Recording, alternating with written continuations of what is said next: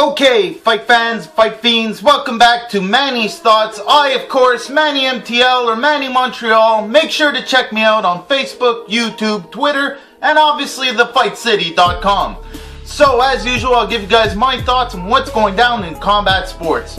Man, did we have a crazy week in Montreal. MMA on Friday, boxing on Saturday, UFC on TV on Saturday, Arturo Gatti's birthday on Sunday, and St. Patrick's Day weekend. Just a crazy time all around. I've got plenty to talk about, so let me get started. First off, RivalsMma, thank you for allowing me to enjoy your event. What a great night of fights. Excellent card. DJ kept the live atmosphere buoyant. And honestly, I mean, it's their first show. Of course, they were going to have little setbacks and issues, but job well done. Hats off. However, I will say this. Other than some small sound issues, honestly, I think we have a different definition of what a sold-out crowd is. But the people that were there were treated to a more than outstanding card. Xavier Aloui had his second pro fight, and man, was it a war. He was facing maybe the most difficult opponent of the entire card, and it was a 3-round decision, just an all-around dominant fight from Xavier, just 30-27 all the way around. Good job, Xavier. Fight City's proud of you. Also, another standout that I've been talking about, the Conqueror, the uncrowned prince, Ayman Zahabi. They put him in the ring with what looked like basically an evil dictator. And Ayman went in there and punched the mustache off this dude and put him to sleep. Just a couple KOs in the whole night. Just a whole bunch of guys that I could sit here and probably do a whole show about. Make sure you keep your eyes peeled for these RivalsMma guys. Rivals with an S, MMA. Fantastic event. I can't wait for their second one. Thank you very much. They threw me up in the crow's nest. You don't even know how happy a agoraphobe like me was up there. I had my own charger. Beer was cheap. Hot dogs were cheap. And the fights were amazing. DJ was good. What else could you ask for? So now, the big show on Saturday. Man, the UFC was on pay-per-view. And on the prelims, we had a couple of Canadians. But more importantly, on the opener of the pay-per-view, Joe Duffy, originally from Ireland, soon to be from Montreal, TriStar Gym standout, Irish Joe Duffy. Just a fantastic fight from him. Landed the body shot from hell. If you're interested, make sure you go look for that. It's on my Facebook, and I'm pretty sure it's out there. So go look for his fight. Fantastic fight from him. There's some naysayers talking about his opponent not having a strong record. However, I mean, that doesn't deter that body shot. I don't know who could have stood up to that body shot. Just a fantastic body shot. Head kick too. It was just... the kid's improving. There's nothing more you can say. TriStar has its effects, people. Okay, so, oh yeah, one more thing. First fight, got to sit at the big table. And Dana promised him a bonus. Hope he buys himself a house in this town. Montreal, baby, Montreal. Okay, so, the big event went down at the Bell Center. Pascal versus Kovalev. 12 hours up until the fight, I really thought Kovalev was going to destroy him. And then 12 hours in, I decided to pick Pascal.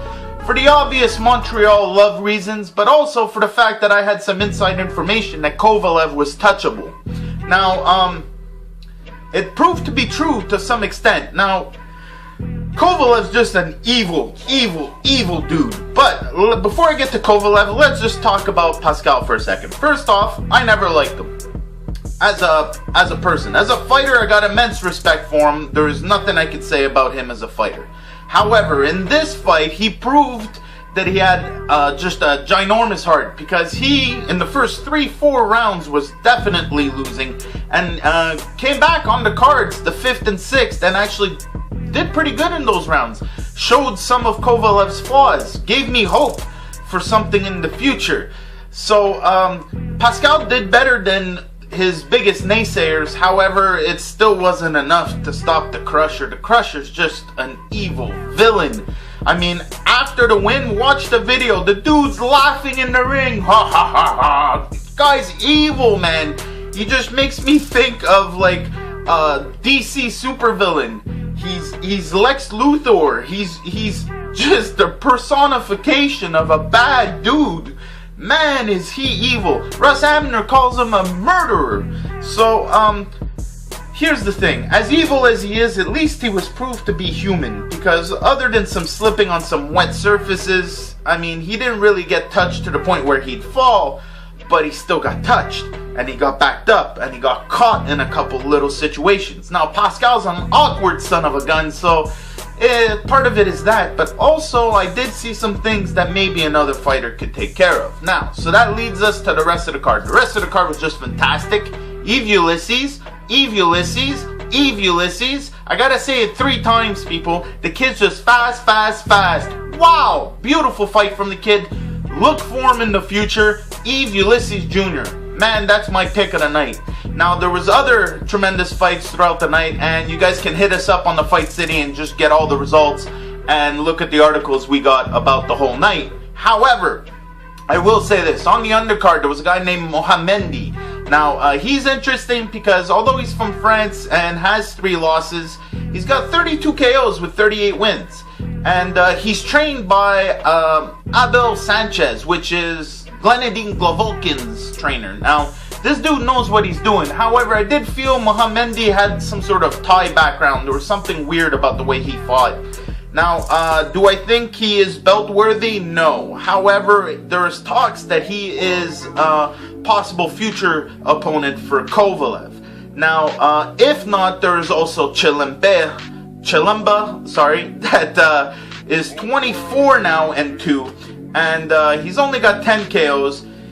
He beat up an undefeated Russian. Now, everyone thought the Russian was there to just put him away, and the guy had like 27 wins. And well, anyway, the point is Chilemba or Mohamendi, possible opponents for Kovalev. Now, this also leads me to the fact that Kovalev's such a maniacal, menacing supervillain. He's just an evil dude. And what can we do to stop this evil dude? Because the truth is, I really didn't think Pascal could do it. Because he's not a superhero. And we need a superhero to stop a supervillain. Now, he's got every other belt except for one. The man known as Superman. Adonis Stevenson has the WBC belt and will be defending it at the Colisée Pepsi, or the Pepsi Coliseum in Quebec. He's fighting Sakio Bika. Now, a lot of people are talking about this not being a great fight, and this is what I'll say. Sakio Bika had 2 shots at Andre Durrell. First fight was just a shit show. Second fight, almost as much of a shit show. But Andre Durrell just manhandled them for the most part. Better in the first than the second, but won both fights. And here's the thing. Bika's known for making fights ugly. He's clown shoe ugly. Just ugly. And he likes low blows and takedowns and pushing and holding and, headlocks. Whatever he can get away with, Sakio Bika will try. Especially if he feels like he's getting pressured. Now, he's a great inside fighter, and Adonis is more of a mid-range, far-range kind of guy. So, it's going to be an interesting fight just for those simple facts. Also, Bika's no walk in the park, and personally, for the champ to have a tune-up fight before facing the supervillain, which is Lex Luthor, Kovalev, honestly, I'm happy he has a difficult fight, but something that'll keep him busy, and not necessarily a walkthrough as a tune-up fight for the eventual belt. Now, this leads me to one more dude that people are still forgetting to mention.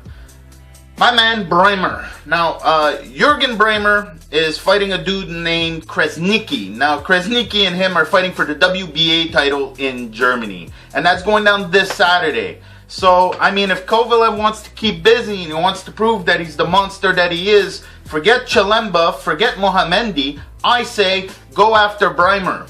He's fighting this weekend. You guys will have roughly around the same amount of time to have a camp. I say it's a good fight. And if Breimer beats you, well, then we still have a definitive fight with the WBC champ, Adonis Superman Stevenson. Now, one more thing about Adonis fighting at the Pepsi Coliseum. Well, two more things. Number one, I'm going to do everything I can to go there. And why? Not so much to go encourage the Superman, because, well, Superman doesn't need my encouragement. However, none other than Shaquille Finn, who I call the real deal. This kid is going to have his second pro fight under the big lights of the Pepsi Coliseum. They're sending him up there.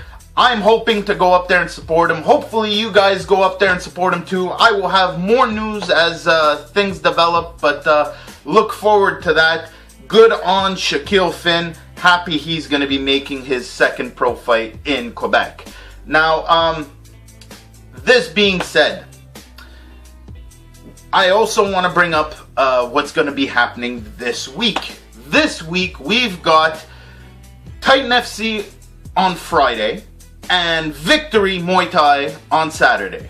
Now, these are both scaled down because, well, first off, TitanFC is going down in Mobile, Alabama. And the reason I'm mentioning it is because TriStar standout and TitanFC champ, none other than Desmond Predator Green, graced me with his presence last week at TriStar, and I got to watch him roll a little bit, and I've seen him a little bit at the Grant Brothers gym training with Edwin Aguilar, and honestly, I don't see this kid giving up that belt anytime soon. Just phenomenal. You gotta be on a different level to bring it to him.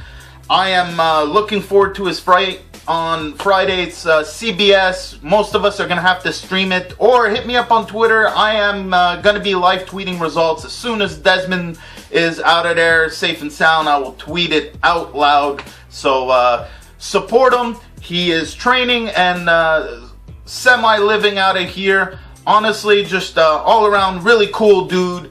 And it was a pleasure to meet him, and I look forward to his fight. Make sure you guys tune in. Okay, so one more thing. Victory Muay Thai. Now, okay, so we had a big weekend of fights here in Montreal, and it felt a little rushed and, you know, maybe a little too dramatic and, you know, overly pompous. Well, go to the red light district on a Saturday night, spend between $25 and $40 and get yourself a ticket to Victory Muay Thai at none other than Club Soda on a Saturday night. You can't ask for a better night of fights. It's the all-time best venue for watching fights.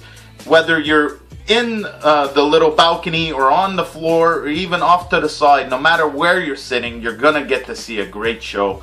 The cards are always good. The music's always good. The production's fantastic. For 25 bucks, you are getting away with murder. It is a fantastic show, just stacked end to end with fighters you want to see. Little mention I want to make. Also, the only card I've had this year where female fighters will be fighting. There's 2 female cards.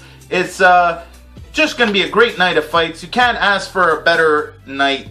Red Light District in Montreal, Club Soda, Corner Saint Laurent, and St. Catherine, 25 to 40 bucks. Go hit them up on Facebook. Go look for it at your tickets or admissions, or even go to Club Soda. You can buy your tickets at the door. Just a fantastic night of fights, and it's what I'll be doing this Saturday night. So that's it for this week. We've got plenty of stuff to talk about in the near future. Golden Gloves at the end of the month. We got the Grant Brothers doing a great show at the Olympia. And then I also got to bring you some stuff about Shaquille fighting in Quebec under the big lights. So that's it for me this week. Make sure you tune into my other shows. Like, share, subscribe. Otherwise, I don't get by. I'll see you guys next week.